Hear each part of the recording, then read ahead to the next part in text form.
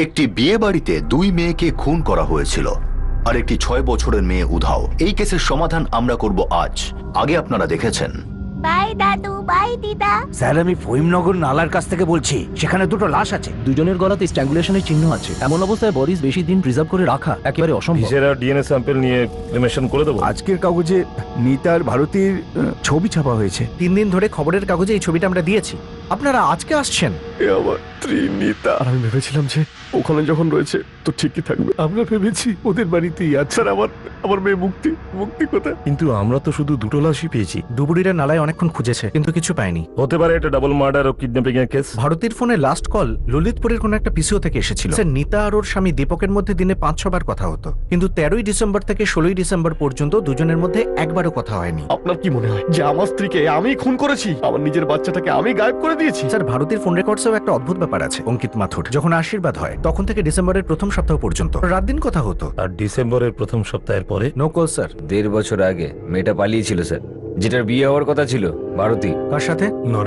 নরেশ প্রসাদ। মা, আমি ওই বাড়ি ছেড়ে চলে এসেছি, এখানেই থাকবে এবার থেকে। আপনার মেয়ে ওই নরেশ প্রসাদকে ছেড়ে বাড়ি ফিরে কেন এলো? আমরা ওকে রাজি করিয়েছিলাম, ওর ভুল বুঝতে পেরেছিল। নরেশ প্রসাদ এখানে কাজ করে? নরেশ প্রসাদ 17ই ডিসেম্বরের পরে আর কাজে আসেনি। এখানেই থাকতে সাহেব। 10-12 দিন হয়ে গেল বাড়ি ছেড়ে কোথায় চলে গেছে। তুলে আনো এই নরেশ প্রসাদকে। নরেশ আর ভারতীর মধ্যে সবকিছু শেষ হয়ে গিয়েছিল তো। হ্যাঁ, তাই তো।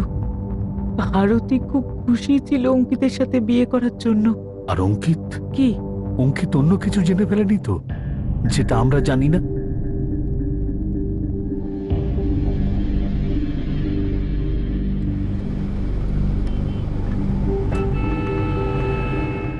ওই সম্পর্কটার ব্যাপারে ওনারা কিছু বলতে চান না, সেই জন্যই ওনারা আপনাদের কিছু বলেনি। কিন্তু এখন তো ওই পৃথিবীতে নেই।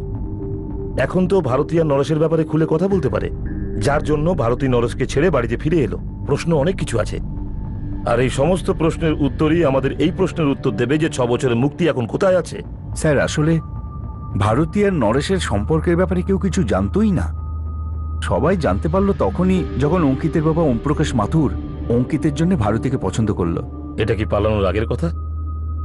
হ্যাঁ স্যার।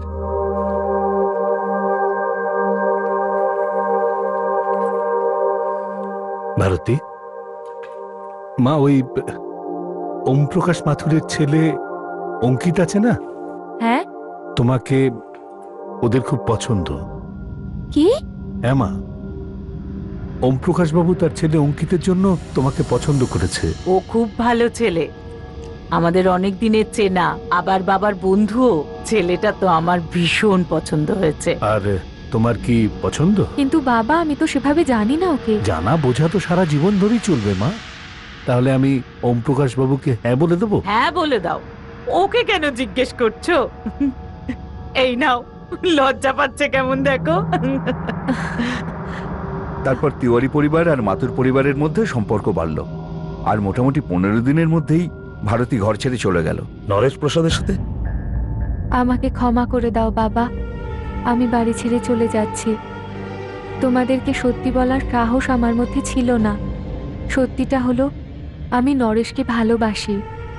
আমি জানি এটা জেনে তোমরা সবাই কষ্ট পাবে, কিন্তু পুরো জীবন ধরে কষ্ট পেতে আমি চাই না। অঙ্কিত বা অন্য কাউকে বিয়ে করলে তাহলে তার আর আমার দুজনারই জীবন নষ্ট করব। আর নরেশেরও। নরেশকে বিয়ে করলে নরেশ আর আমি তো সুখে থাকতে পারবো। এই জন্য আমি নরেশকে বিয়ে করতে চলেছি বাবা। আশীর্বাদ তো তুমি দেবে না, কিন্তু ঘৃণা করো না আমাকে। ভারতী।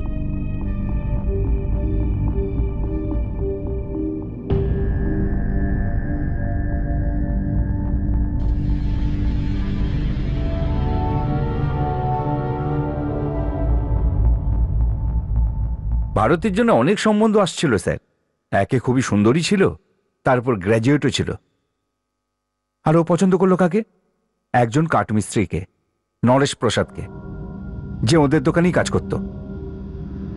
মুকেশ কাকার ওদের পরিবার ভেঙে পড়েছিল। ভারতীর অঙ্কিতের সাথে বিয়ে জোর করে দেওয়া হচ্ছিল? না স্যার, জোর জার মোটেই করা হয়নি। এমনিতে ভারতী খুব খুশিই ছিল। ভারতীকে ফিরিয়ে কিভাবে আনা হলো? নরেশের সাথে কোনো মারপিট হয়েছিল? ওদের মধ্যে কি হয়েছিল সেটা আমি জানি না, তবে হ্যাঁ, মুকেশ কাকা ভারতীর সাথে কথা বলেছিল আর ওকে বুঝিয়েওছিল, আর 1 মাসের মধ্যেই ভারতী বাড়ি ফিরে এসেছিল।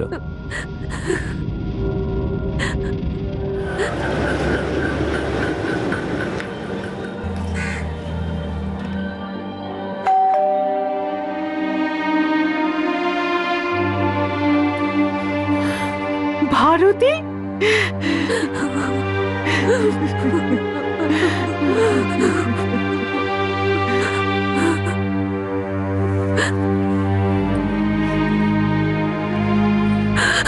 সরি বাবা, বাবা আমায় ক্ষমা করে দাও, ক্ষমা করে দাও আমায়, আমি ভুল করেছি বাবা।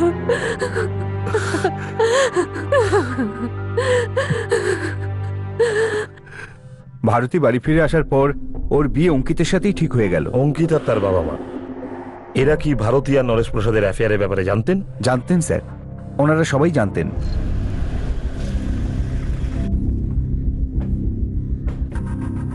কি হয়েছে সাহেব? নরেশ প্রসাদ এখানে থাকে? হ্যাঁ সাহেব, আমার ছেলে, কিন্তু ও তো এখানে থাকে না আজকাল, ললিতপুরে থাকে। ললিতপুরে থাকে না, ও ছেড়ে দিয়েছে ওই জায়গা, এই কারণে এখানে এসেছি। কিন্তু নরেশের কথা জিজ্ঞেস করছেন কেন আপনি? স্যার, বাড়িতে আর কেউ নেই। কোথায় লুকিয়ে আছে নরেশ? সাহেব, যদিও ললিতপুরে না থাকে তাহলে ও শ্বশুর বাড়িতে থাকতে পারে, চাকা গ্রামে। চাকা গ্রামের কোথায় ওর শ্বশুর বাড়ি? ওটা তো আমরা জানি না সাহেব, কারণ ওখানে তো কোনোদিন যাইনি। আপনি কেন জিজ্ঞেস করছেন আমাদের নরেশের ব্যাপারে? সম্ভবত খুন করেছো, তাও দুটো।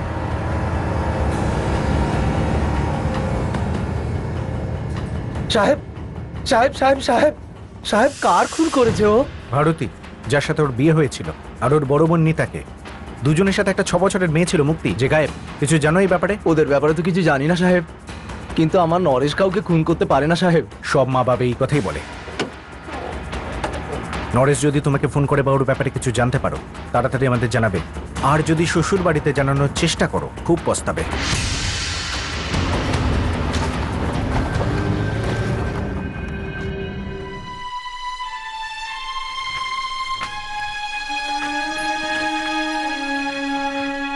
বাবা, এ হলো তোমার বৌমা ভারতী।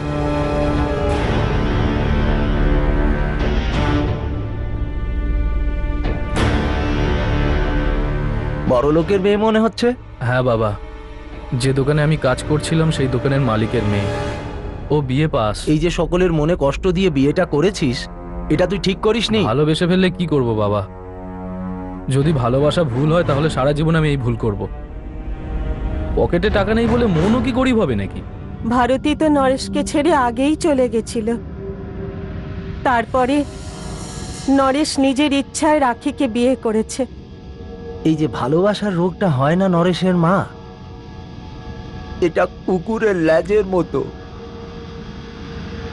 যা কোনোদিন সোজা হয় না। এত বড় কাণ্ড করলো ও। কেন করলো? কেন? 1.5 বছর ধরে জমে থাকা ক্ষোভ কি হঠাৎ করে প্রকাশ পেয়েছিল? নরেশ এখন একজন বিবাহিত মানুষ ছিল, আর অঙ্কিত এবং ভারতী নিজেদের নতুন জীবন শুরু করতে চলেছিল। তাহলে নরেশ আর ভারতীর রাস্তা আবার কোন মোড়ে এসে মিশে গেল? এই বিষয়ে কোনো দ্বিমত নেই যে নরেশের এই খুনের সঙ্গে কোনো না কোনো কানেকশন নিশ্চয়ই ছিল, কিন্তু কতদূর পর্যন্ত ছিল সেটা সময়ই বলবে। আর সময় বেরিয়ে যাচ্ছিল। একটা 6 বছরের মেয়ে এখনো উধাও।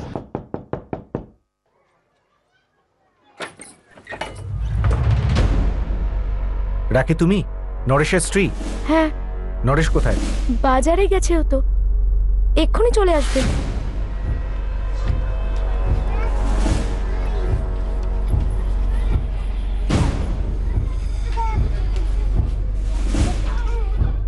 এই কেসের একটা কথা আমার শুরু থেকে খটকা লাগছে, যে নিতা আর ভারতে ওই দিন শপিং এর জন্য গিয়েছিল, কিন্তু ওরা কোনো শপিং করেনি।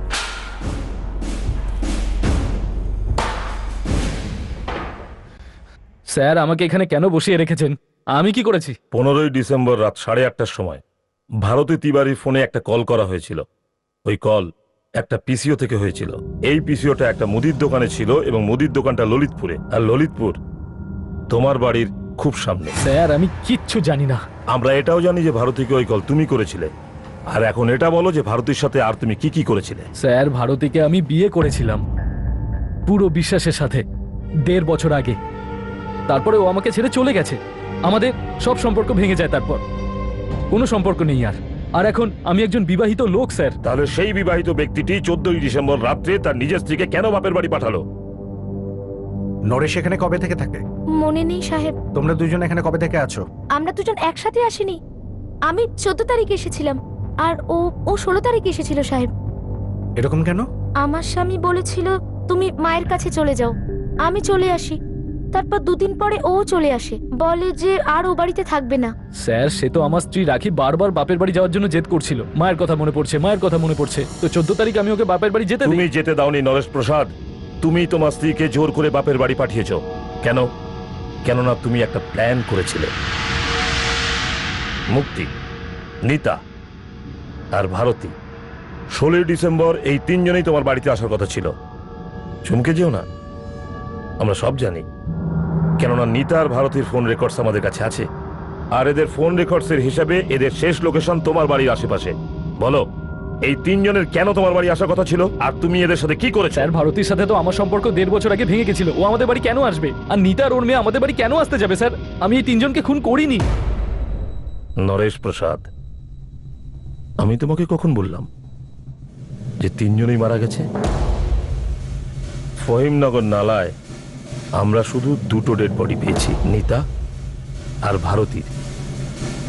মুক্তিকে এখনো পর্যন্ত আমরা পাইনি। এটা আমরা প্রথম তোমার থেকে শুনছি যে মুক্তিকেও মেরে ফেলা হয়েছে। এর মানে নিতা আর ভারতীর সাথে সাথে তুমি মুক্তিকেও মেরে ফেলেছ।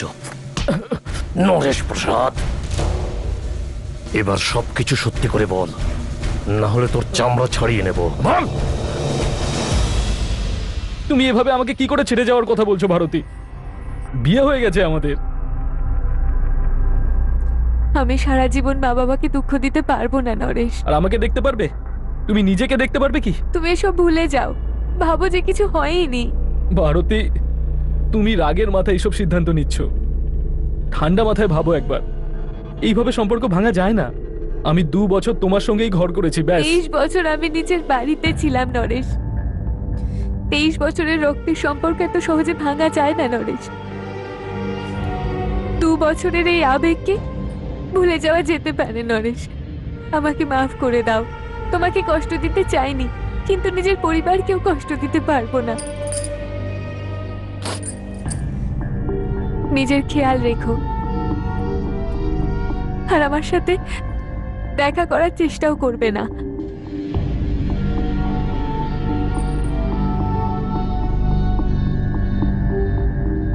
বাবা মার সুখের জন্য আমাকে ছেড়ে যায় ভারতী, আর আমাকে একেবারে কাঁদিয়ে যায়। আমি ওকে কখনো ভুলতেই পারিনি। আমি কিছু খেতে পাচ্ছি না, শুতে পারছি না, ভালো করে কাজ করতে পারছি নিজের। আমি যেন এমন করে বেঁচে মরে আছি। আমারও এরকম মনে হচ্ছে নরেশ। তুমি শুধু ফিরে এসো। না নরেশ, যাওয়াটা ঠিক হবে না। কিচ্ছু ভুল হবে না ভারতী। আমাদের এই জীবনটাকে এইভাবে খারাপ করে দিও না তুমি। আমি মেনে নেব তুমি বিয়ের পর একবার বাপের বাড়ি চলে গেছিলে। তোমাকে একবার দেখতে চাই। তোমাকে ছাড়া আমি বাঁচবো না ভারতী। হাত জোড় করছি তোমার সামনে, প্লিজ তুমি চলে এসো, একবারের জন্য ফিরে এসো।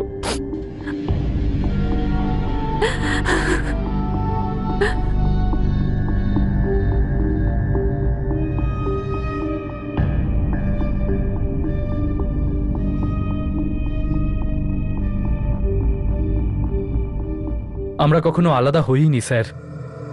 সমাজের জন্য, ওর বাড়ির লোকের জন্য, আমার বাড়ির লোকের জন্য সম্পর্কটা শুধু ভেঙেছিল। আসলে আমাদের সম্পর্কটা আরো মজবুত হচ্ছিল। তাহলে 6 মাস আগে তুমি রাখিকে কেন বিয়ে করেছিলে? স্যার, ওই বিয়েটা কোনো বিয়েই ছিল না। সে তো আমাকে জোর করা হয়েছিল। আমার বাবা মা আমার উপর চাপ সৃষ্টি করেছিল। আমার জন্য তো শুধু ভারতেই আমার স্ত্রী। ও মাঝে মাঝে আমার সঙ্গে দেখা করতো, কিন্তু দ্বিতীয়বারের জন্য আমার স্ত্রী হতে তৈরি ছিল না। কিন্তু তুমি তৈরি ছিলে রাখির সাথে আবারও ঝামেলা করার জন্য। না না না না না স্যার, রাখির সঙ্গে আমার কোনো সম্পর্ক ছিল না। ও তো আমার দুর্ভাগ্য। সম্পর্ক তো আমার শুধু ভারতের সঙ্গেই ছিল, আর আমরা দেখাও করতাম। কিন্তু হঠাৎ করে একদিনও বলে উঠলো, আজকের পরে আমাদের আর কোনো সম্পর্ক নেই, ফোনেও না। কেন? কারণ আমার আশীর্বাদ হয়ে গেছে, আর জানুয়ারিতে আমার বিয়ে। আশীর্বাদ? বিয়ে? এসব কবে হলো? আর তুমি তো বলোনি ভারতী। তুমিও তো নিজে বিয়ে করার পরে বলেছিলে না? ভারতী, তুমি তো জানো এই বিয়ে আর এই সম্পর্ক আমার জন্য কোনো মূল্য রাখে না। কিন্তু এই বিয়েটা আমার জন্য মূল্য রাখে। আর আমাদের মধ্যে যে সম্পর্কটা আছে এখন আর কোনো মূল্য নেই। ভারতী, আমরা একে অপরকে ছাড়া বাঁচতে পারবো না। এটা তোমার সবচাইতে বড় ভ্রান্তি নরেশ। আমাদের মধ্যে এইটুকু শক্তি আছে যে আমরা নিজেদের জীবন সঙ্গীর সাথে ভালো জীবন কাটাতে পারবো। ভারতী আমার ফোন ধরা বন্ধ করে দিল, আমার নাম্বার ব্লক করে দিয়েছিল। তারপর আমি আমার ফোন সবসময়ের জন্য বন্ধ করে দিলাম। আলাদা আলাদা জায়গা থেকে আলাদা আলাদা পিসিও থেকে ওকে ফোন করতে শুরু করি। তারপর একদিন হঠাৎ যখন ওকে ফোন করলাম, ভারতীর গলা শুনতে পেলাম না। হ্যালো ভারতী, আমি নিতা বলছি। আর আমি জানি যে তুমি নরেশ বলছো। ভারতী কোথায়? ভারতী নিজের জগতে খুব ভালোই আছে, আর তোমার আর ভারতীর জগৎ একদম আলাদা। আমি ভারতীর হয়ে বলছি, ওকে বিরক্ত করা বন্ধ করো। ভারতীকে ফোন দিন। আর আপনি এইভাবে আমাকে হুমকি দেবেন না। আমি হুমকি দিচ্ছি না তোমায়, আমি পরামর্শ দিচ্ছি। তোমার এভাবে ফোন করাটা না তোমার জন্য ভালো হবে আর না ভারতীর জন্য ভালো হবে। আমি তোমাকে শেষবারের মতো বলছি, এখানে আর ফোন করবে না। আর ভারতীও তোমার সাথে ফোনে কোনো কথা বলতে চায় না।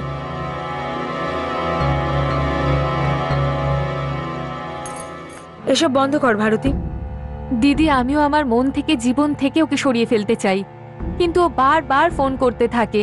এটা আমার জন্য খুব মুশকিল হয়ে দাঁড়িয়েছে। ভারতী এটা জানা সত্ত্বেও যে তোর আর নরেশের একটা সম্পর্ক ছিল, অঙ্কিত তোকে বিয়ে করছে কারণ ও তোকে বিশ্বাস করে। ওর বিশ্বাস এভাবে ভাঙিস না। হ্যাঁ দিদি, আমি পুরো চেষ্টা ফেষ্টা নয়, আজকের পর থেকে তোর জীবন থেকে নরেশ নামের পাতাটা একেবারে ছিঁড়ে ফেল। এটাই তোর শেষ সুযোগ। এরপর তুই যদি আর কোনো ভুল করিস তাহলে সেটা আর ভুল নয়, সেটা অপরাধ হবে। কারণ নরেশেরও বিয়ে হয়ে গেছে। অন্ততপক্ষে ওর বউয়ের কথাটা তো ভাব। তারপর কি হলো? 15ই ডিসেম্বর রাত্রে তুমি ভারতীকে আবার ফোন করলে। নিতাদি, একবার শেষবারের মতো ওর সঙ্গে দেখা করতে দিন। এইভাবে ফোনে ওর সাথে সম্পর্ক ভাঙতে পারবো না। পাগল হয়ে গেছো তুমি নরেশ? 1 মাস বাদে ভারতীর বিয়ে। শেষবারের মতো আমি ওকে একবার চোখে দেখতে চাই। আমি জানি সারা জীবনে আর ওকে দেখতে পারবো না, আমি দেখাও করতে পারবো না। ব্যাস আমার জন্য এইটুকুনি করুন আপনি। আগুন নিয়ে খেলছিস কিন্তু তুই। ওর কি দরকার তোর সাথে, তাও বিয়ের 1 মাস আগে? দিদি, আমার আর নরেশের মধ্যে কোনো সম্পর্ক নেই। তাহলে ওকে এসব ফোনে বলে দে। দেখা করার কি দরকার? দিদি, শেষবারের মতো দেখা করে ওকে এটা বলে দি, তবেও আমার কথা বিশ্বাস করবে যে মন থেকে এই সম্পর্কটা ভেঙে দিয়েছি। দিদি, এটা আমার জীবনের লাস্ট মিটিং হবে ওর সাথে। আমি তোকে বিশ্বাস করছি, কিন্তু ওকে নয়। তাই আমি তোর সাথে যাব, কোনো কথা শুনবো না। ভারতী আর নরেশের শেষবার দেখা হতে চলেছিল। ভালোবাসা, স্মৃতি, দায়িত্ব, ভরসা, এই সব কিছুর মধ্যে মীমাংসা হতে চলেছিল।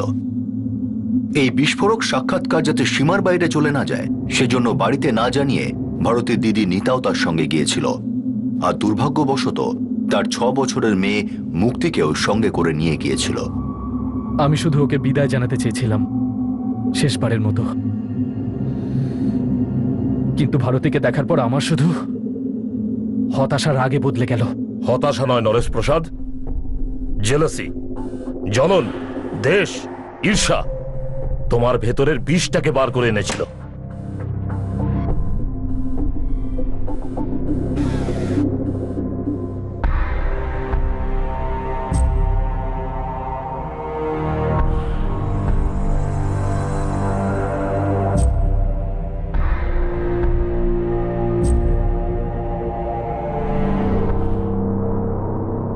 নরেশ, এই কথাগুলো আমরা অনেকবার বলেছি। তোমার বিয়ে হয়ে গেছে, আর 1 মাস পরে আমারও বিয়ে হয়ে যাবে। এখন আমাদের মধ্যে কিছু হলে সেটা ভুল হবে, বেইমানি করা হবে। কিন্তু ওটা সুখের জীবন হবে না ভারতী। হবে। আর একটা কথা আমি তোমায় সত্যি সত্যি বলে দিতে চাই, আমি অঙ্কিতকে ভালোবেসে ফেলেছি। মিথ্যে, এসব মিথ্যে। আমি তোমাকে বিশ্বাস দিতে আসিনি, এটা বলতে এসেছি যে আমাকে ভুলে যাও। আর তুমি আমাকে ভুলে গেছো? যদি ভুলে যেতে তাহলে এখানে আসতে না। ভারতী, তুমি এটা তোমার অনেক বড় ভ্রান্তি নরেশ। যদি আমি তোমাকে ভুলে না যেতাম তাহলে দিদির সাথে এখানে আসতাম না। দেখো নরেশ, আমি লাস্ট বারের মতো বলছি, চোখে চোখ রেখে বলছি, আমাদের মধ্যে যা কিছু ছিল সেটা শেষ হয়ে গেছে। এখন আমার মনে শুধু অঙ্কিত আছে, আর ওই থাকবে। ওর চোখে চোখ রেখে আমি দেখেছিলাম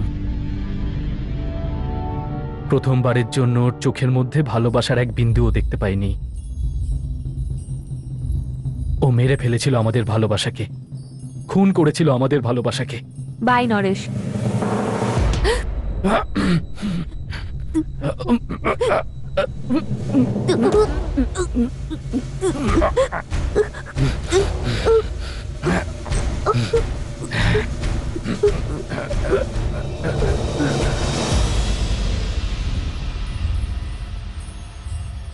ভারতী, দরজা খোল, আমাদের দেরি হচ্ছে, বাড়ি যেতে হবে তো। ভারতী। নিতার সঙ্গে আমার কোনো ঝামেলা ছিল না স্যার। ওকে যদি ছেড়ে দিতাম তাহলে ও সবাইকে বলে দিত যে আমিই ভারতীকে মেরেছি। তাই আমি আর ওকে কোনো সুযোগ দিইনি। ভারতী কোথায়? আমাদের লেট হচ্ছে। ও ঘুমিয়ে পড়েছে। ঘুমিয়ে পড়েছে? হ্যাঁ। সরো সরো সামনে থেকে।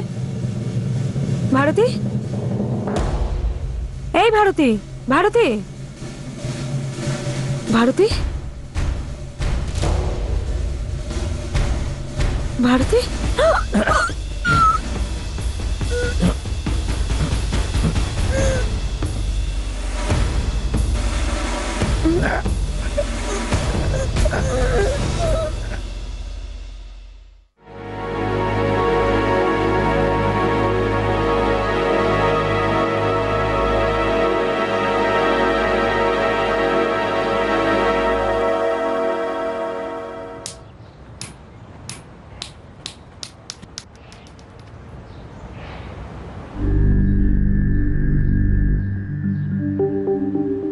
আমাদের বাড়িতে তিনটে লাশ পড়েছিল।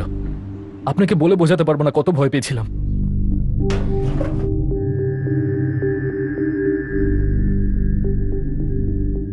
আমি ভারতী আর নিতাকে নিজের জামাকাপড় পরিয়ে দিলাম, আর রাত পর্যন্ত অপেক্ষা করে এক একটা লাশকে নালা অবধি নিয়ে গেলাম। তারপর 3টে লাশকে নালাতেই ফেলে দিলাম, যাতে সব গলে যায়।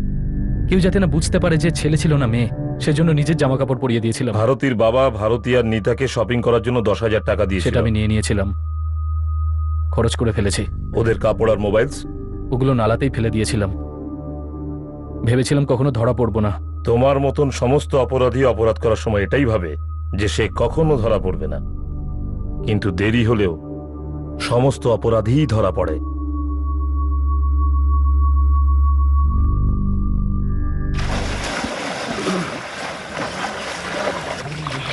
মুক্তির লাশের জন্য আবার নালায় সার্চ অপারেশন করা হলো।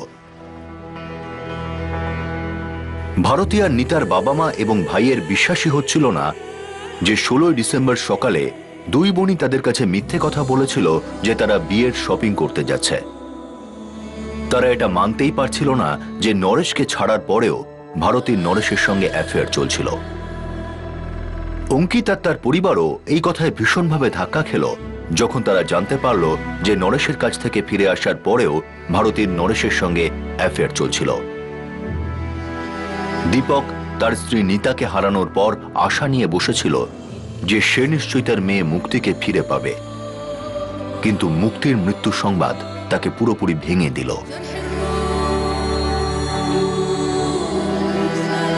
নরেশের স্ত্রী রাখি কিছু ভাবতেই পারছে না। সে নরেশের জীবনের এই রহস্য সম্পর্কে এতটুকু আঁচ পায়নি।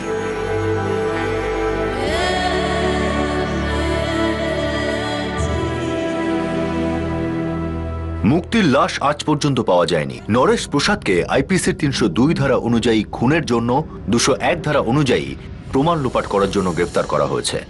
এই মুহূর্তে সে আইনি হেফাজতে রয়েছে। যদি ভারতী নরেশের সঙ্গে এই সম্পর্ককে সেই মুহূর্তেই শেষ করে দিয়ে আসতো যখন নরেশের সঙ্গে বিয়ে ভেঙে তার মা বাবার কথা ভেবে বাড়িতে ফিরে এসেছিল, যদি ভারতী এই সম্পর্ক তখনই শেষ করে দিত যখন সে জানতে পেরেছিল যে নরেশ বিয়ে করেছে, যদি ভারতী এই সম্পর্ককে সেই সময় সারা জীবনের মতো ক্লোজ করে দিত যখন তার অঙ্কিতের সঙ্গে বিয়ে পাকা হয়ে গিয়েছিল, যদি সেই দিন দুপুরে তারা 3 জন নরেশের সঙ্গে দেখা করতে না যেত, ফোনে ব্রেকআপ করে দিলে সেটাই সঠিক হতো।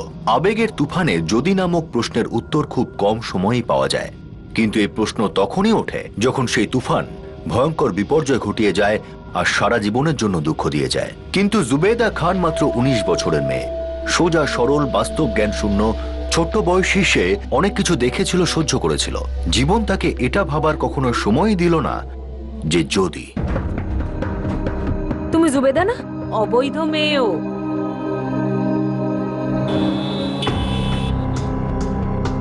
ঠাকুমা, আমি জুবেদার বিয়ের কথা বলতে এসেছি। আপনাকে কে বলেছে আমার ব্যাপারে?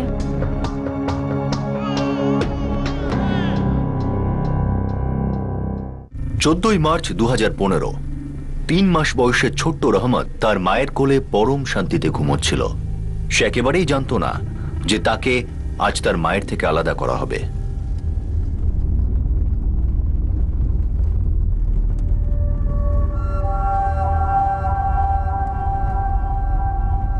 আর কত দূর, কত সময় লাগবে? এই তো এসেই গেছে, প্রায় বড়িভ্যালিতে এসেই গেল, এক্ষুনি এসে যাবে। দাঁড়াও, আমি ভাইয়ের কাছে জেনে নিচ্ছি ও কত দূর এলো। হ্যালো, হ্যাঁ ভাই, এখন কোথায় তুই? আচ্ছা আচ্ছা আচ্ছা, আমরা 5 মিনিটেই পৌঁছচ্ছি। হ্যাঁ হ্যাঁ, ঠিক আছে ঠিক আছে, ও এসেই গেছে। আমরা যতক্ষণে পৌঁছাবো ততক্ষণে ও এসে যাবে, ঠিক আছে? তারপর দেখা করে কথা বলে নিবি ওর সাথে। আলে লে লে লে লে লে লে, ছোট্ট সোনা, কেমন আছো তুমি?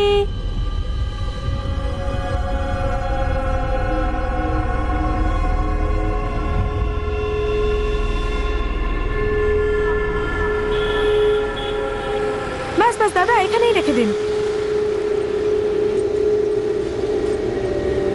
দাদা, আপনি এখানেই থাকবেন, আমি একটু পরেই আসছি। আর এদের দুজনকে এদের বাড়ি পৌঁছে দেবেন। তাড়াতাড়ি আসবেন, পার্কিং এর সমস্যা আছে কিন্তু এখানে। হ্যাঁ হ্যাঁ, তাড়াতাড়ি আসবো। চলো জুবেদা, চলো।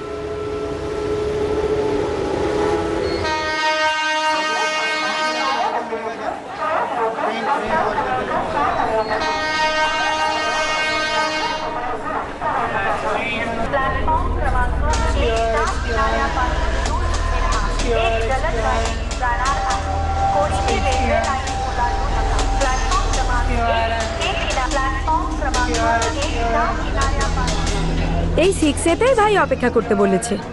ও এসে গেলেই ফোন করবে। ও গোরেগাঁওতে পৌঁছে গেছে। একটা কাজ করছি, আমি ওকে একটা ফোন করে জিজ্ঞেস করে নিই ও কত দূর এলো, ঠিক আছে?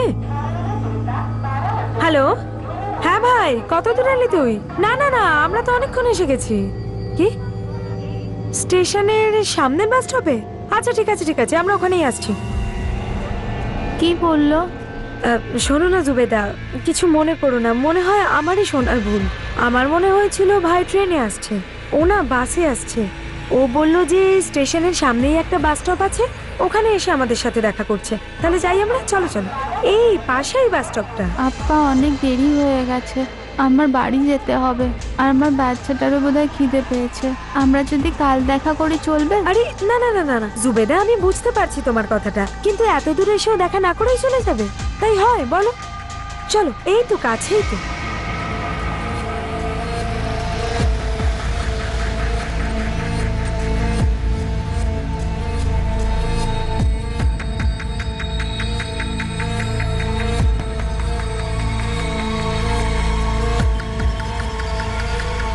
এই যে সোনা। জুবেদা, বাচ্চার জন্য জল টল এনেছো তো? না, মানে তাড়াতাড়িতে বেরিয়েছিলাম, জল নিতে ভুলে গেছি। হে আল্লাহ, জল নিয়ে আসোনি? আরে রে রে রে, কি হবে এখন? আরে তুমি 1 মিনিট দাঁড়াও, এই টাকাটা নাও আর গিয়ে জল নিয়ে এসো। এখানে তো কাছাকাছি দোকানও নেই। তুমি একটা কাজ করো, তুমি স্টেশনে গিয়ে জল নিয়ে এসো, ততক্ষণ আমি বাচ্চাটাকে ধরছি। না না, আমি ওকে সাথে নিয়ে যাচ্ছি, ও আমার ছাড়া থাকে না, কাঁদতে শুরু করে। আরে একদম কাঁদবে না, আরে দাও তো, দাও দাও, আমি খুব ভালো করে বাচ্চা সামলাতে পারি, দাও দাও। আরে বলছি তো কিচ্ছু হবে না, দাও দাও দাও। ও লে লে লে লে লে লে লে, তুমি যাও জল নিয়ে এসো, তুইও যা এর সাথে।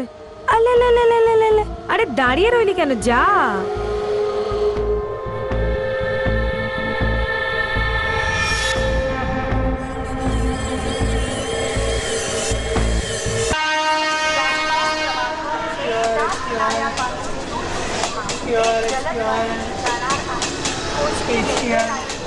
দাদা, একটা জলের বোতল দেবেন?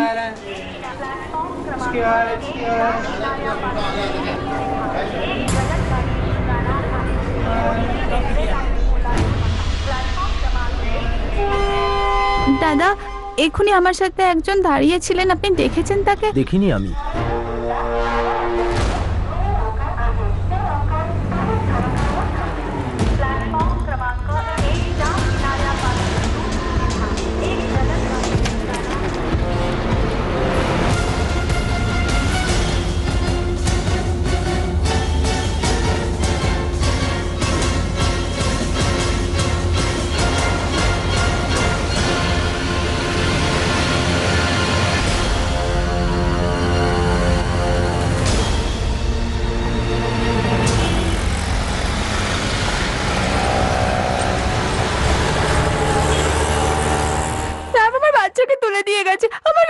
আমাকে তুলে নিয়ে গেছে। সাহেব কিছু একটা করুন, আমার বাচ্চাটাকে নিয়ে গেছে, আমাকে ঠকিয়েছে সাহেব, আমায় ঠকিয়ে নিয়ে দেখো শোনো, গেছে।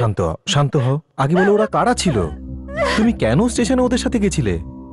কে ছিল ওই সাহেব, মহিলা? আমি জানি না ওই মহিলা কে ছিল। ও বরিশাল স্টেশনে নিয়েছিল ভাইয়ের সাথে দেখা করাতে, বলছিল যে ওর ভাই আমাকে নিকাহ করতে চায়। আমি রায়মাতকে চাই সাহেব, আমার রায়মাত। কি নাম ছিল ওই মহিলার? জানি না সাহেব, কিচ্ছু তুমি ওই জানি মহিলার না। সাথে ওনার ভাইয়ের সাথে দেখা করতে গেলে, বিয়ের কথা বলতে, আর তুমি এটাই জানো না যে ওই মহিলা কে ছিল, তার ভাই কে ছিল? তুমি হুঁশে আছো জুবেদা? তুমি জানো তুমি কি বলছো? আমি সত্যি বলছি সাহেব, আমি কিচ্ছু জানি না। ও আমি টাকা দিয়েছিল জল আনার জন্য, আমি জল নিয়ে আসলাম, ততক্ষণে দেখি আমার রায়মাতকে নিয়ে চলে গেছে। আমার মেয়ে- শুরু থেকে বলো কি হয়েছিল? কে ছিল ওই মহিলা? কোথায় দেখেছিলে তুমি ওকে? আজ আমি ওকে প্রথমবার দেখি। ও আমার বাড়ি এসেছিল দুপুরবেলা আমার সঙ্গে দেখা করতে। কোথায় থাকো তুমি? কাকার বাড়িতে।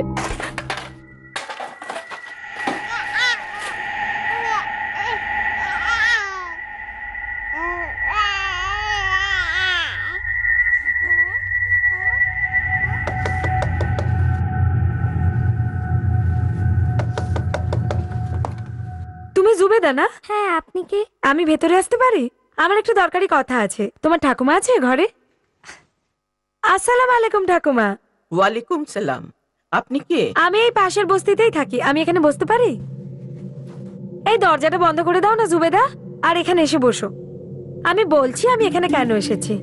আসলে ঠাকুমা, আমি আমার ভাইয়ের সম্বন্ধ নিয়ে এসেছি। ও 26 বছরের লোয়ার প্যারেলে কারখানায় কাজ করে, 12,000 টাকা মাইনে পায় ও। এইসব কথা আমাকে কেন বলছো? আরে আপনার নাতনি জুবেদার জন্য, বুঝলেন না আপনি? ঠাকুমা, আমি জুবেদার নিকার কথা বলতে এসেছি আমার ভাইয়ের সাথে। আপনি ভয় পাবেন না, আমি জানি যে জুবেদার একটা 3 মাসের বাচ্চা আছে। জুবেদা, তুমি কিছু মনে করো না। আমি এখানে আসার আগে তোমার ব্যাপারে সব খোঁজ খবর নিয়ে এসেছি। আপনি তো জানেনই ঠাকুমা, নিকার ব্যাপারে এসব খোঁজ খবর নিতেই হয়। আপনাকে কে বলেছে আমার ব্যাপারে?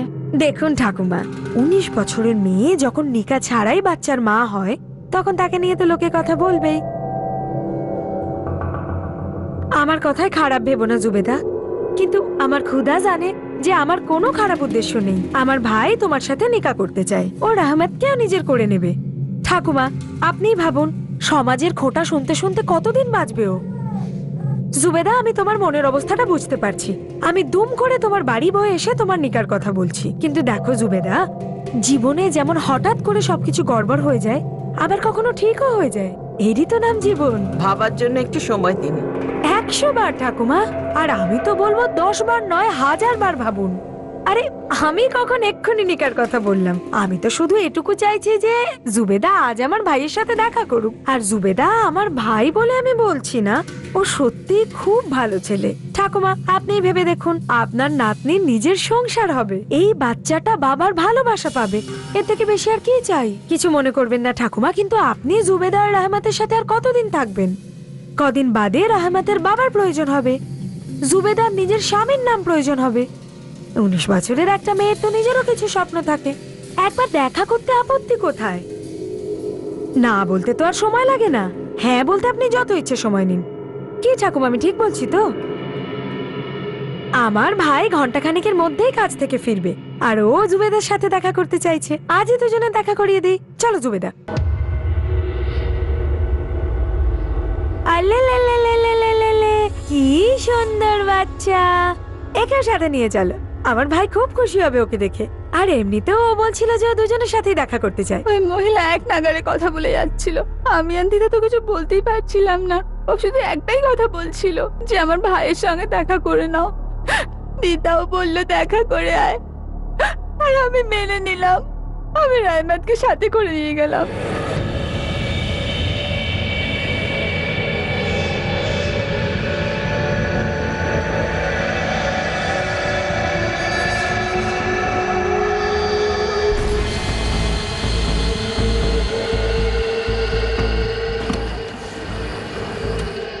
এনি কে? এ এ এ আমার ভাই। এনার সাথে দেখা করব, কিন্তু আপনি তো বলছিলেন। আরে না না না না না, এ এ তো আমার পাতানো ভাই। আমরা যার সাথে দেখা করতে যাচ্ছি ও আমার নিজের ভাই। এসো এসো, এসে বসো, আমি বলছি সব।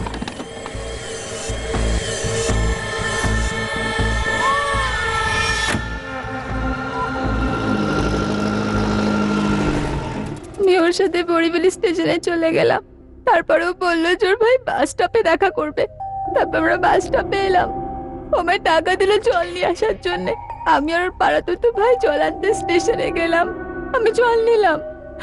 আমি ঘুরে দেখলাম ওখানে ওর ভাই ছিল না। আমি এদিক ওদিক দেখলাম, কোথাও ছিল না। আমি তখনই বুঝেছি যে আমি অনেক বড় ভুল করে ফেলেছি। আমি দৌড়ালাম, বাস স্টপে এলাম, কিন্তু ততক্ষণে আমার রায়মাতকে দিয়ে পালিয়ে গিয়েছিল। সাহেব, আমার রায়মাতকে চুরি করে দিয়ে। জুবেদা, এটা বলো কোন প্ল্যাটফর্মে ছিলে তোমরা? প্ল্যাটফর্ম 6। তুমি এমনি এমনি ওই মহিলার সাথে চলে গেলে? তুমি ওই মহিলার নাম পর্যন্ত জিজ্ঞেস করনি? না সাহেব, জিজ্ঞেস করতে পারিনি, কিন্তু জিজ্ঞেস করিনি। সাহেব, আমার মেয়ে খুব ছোট সাহেব, যেভাবে ওকে আমার রেহমাতের কোনো ছবি আছে তোমার কাছে? না, ছবি নেই আমার কাছে। সাহেব, 3 মাস বয়স, ওরা সব কিছু করতে পারে আমার রেহমাতের সাথে। জানি না কি করবে। সাহেব, আমার মেয়েকে বাঁচান।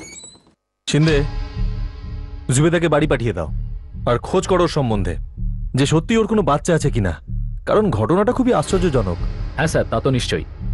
একটা অচেনা মহিলা যার মুখটাই ও দেখেনি, তারপরে আবার ও নিজের জন্য ছেলে দেখতে চলে যায়। আমার মনে হয় পুরো গল্পটা মন গড়া। কোনো বাচ্চাটা যে কিডন্যাপ হয়নি, অন্য কিছু ঘটিয়েছে মেয়েটা। হতে পারে স্টেশনের লোকজন ধরে ওকে এখানে নিয়ে এসছে আর আমাদের সামনে মন গড়া যা পারছে গল্প বলছে। খোঁজ নিচ্ছে স্যার, ওর কথায় কতটা সত্যতা আছে আর কতটা বানানো।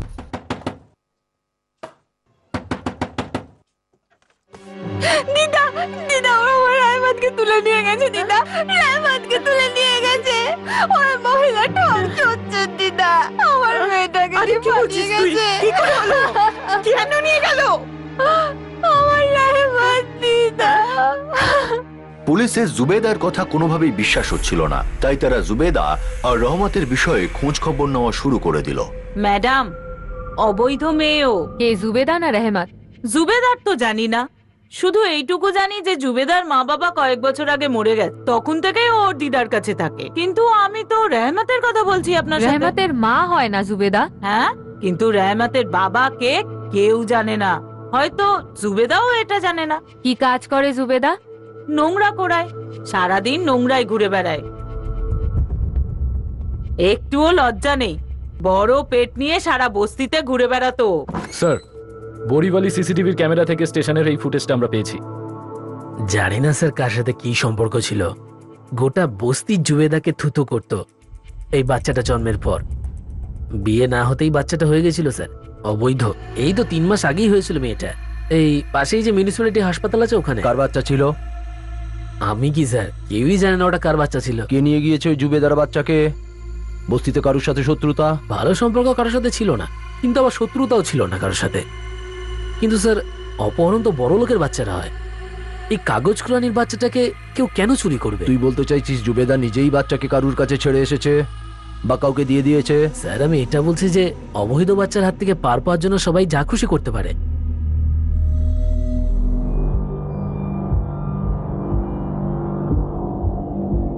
মনে হচ্ছে ও জুবেদাই, আর সাথে বোরখা পরা ওই মহিলা আর একজন ছেলেও আছে। এরা বাইরে যাচ্ছে।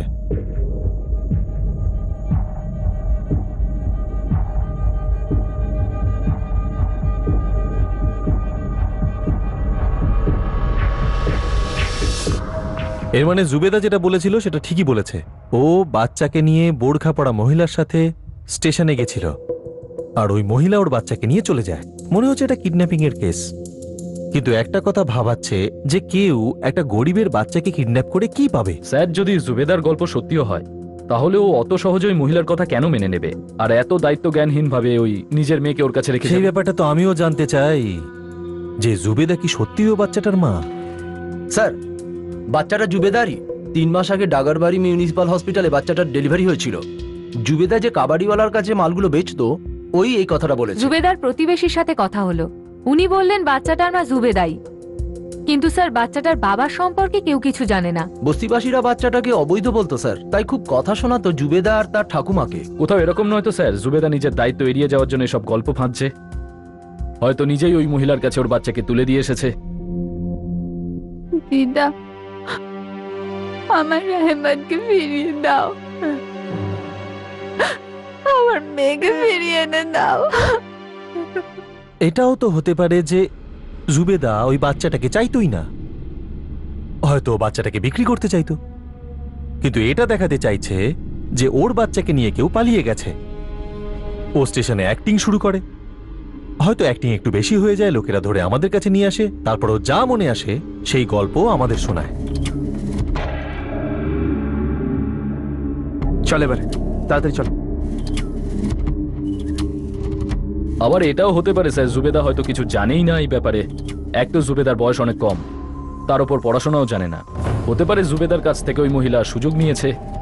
তুমি 1 সপ্তাহের মধ্যে চলে এসো, ততদিনে সব শান্ত হয়ে যাবে। সত্যি? তুমি ধরে নাও যে আল্লাহ আমাদের দয়া করেছে।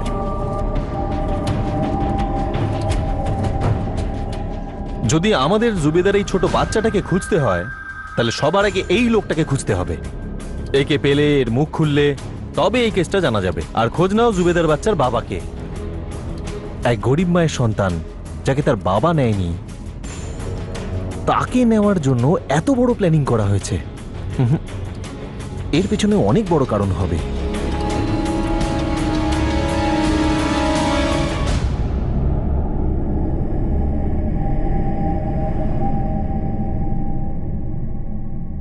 জুবেদার চোখের জল কি সত্যি ছিল? সে কি একটি চক্রান্তের শিকার ছিল, নাকি সত্যি তার মেয়েকে কেউ চুরি করেছিল? যদি এরকমই হয়ে থাকে, তাহলে কে করলো এই অপহরণ? আর রহমতের অপহরণের পিছনে আসল কারণ কি ছিল? জুবেদার কোনো ঘনিষ্ঠের কি এতে হাত ছিল? পুলিশের তদন্ত কি এই সমস্ত প্রশ্নের উত্তর খুঁজে পাবে, নাকি আরো কোনো নতুন প্রশ্ন উঠে আসবে? সেটা আমরা জানবো আগামী পর্বে এই কেসের দ্বিতীয় তথা শেষ ভাগে। আপনাদের সঙ্গে আবার দেখা হবে। ততক্ষণ সতর্ক থাকুন, সুরক্ষিত থাকুন, আর দেখতে থাকুন ক্রাইম পেট্রোল সতর্ক। শিক্ষা একজনকে, জ্ঞান আমাদের সবার। জয় Hind. For more updates, subscribe to our channel, click the show links and enjoy watching the videos.